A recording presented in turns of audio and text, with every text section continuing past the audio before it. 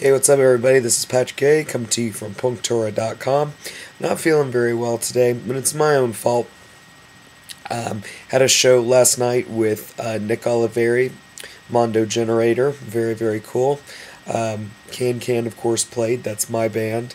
And played with Royal Thunder, which was really cool. Anyway, it was really great gig. But then I had to get up at like 5:30 this morning to take my girlfriend to the airport and to pick up someone yesterday at midnight from the airport. So it's just like way too much stuff at once. But anyway, I'm here. Video's a little late. Normally I like to get them in on Monday. Today's Friday. It's alright, but it's not Shabbat, so it's alright. Anyway, so this week's Parsha makes me wonder if God is with us. And so here it goes. The Israelites have left Egypt, and they're experiencing freedom for the first time. And the first obstacle is the Sea of Reeds.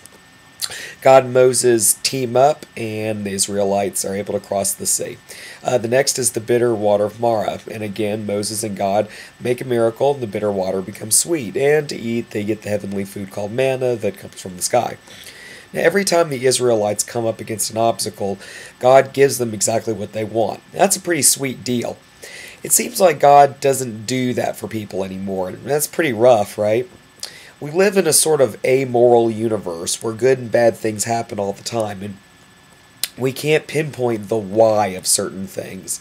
And when we read stories in the Torah about God handing things out like a cosmic Santa Claus, it seems really unfair. Why did they get all these miracles and we don't? It makes people doubt how God can even exist.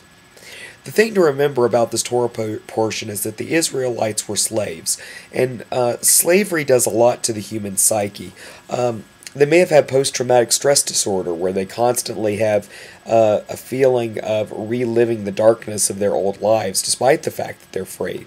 They've never had the ability to make choices for themselves, and they're now burdened with their own free will. And even though they're free, what good is freedom if they're going to die in the desert? So God throws them a bone. God puts up with all their complaining because God knows what they're dealing with. And this is where the godly sense of doing good comes from. Preparing food for a family, caring for the sick, giving money to those in need. It all stems from this divine precedent that's been set to help those who need help. You can pray all you want, but God will not always give you exactly what you want, and that's because we're free now. God helped our spiritual ancestors to go from slavery to freedom so that we can turn inward and see the godliness that is inside us to perform miracles for others.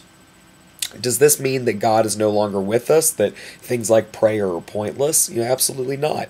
Later in the Parsha, Amalek attacks the Israelites, and Moses begins praying, and Joshua raises an army, and between the two of them, they defeat Amalek. It took a combination of Moses praying and Joshua acting to defeat the Amalekites. Not one of them could have acted without the other.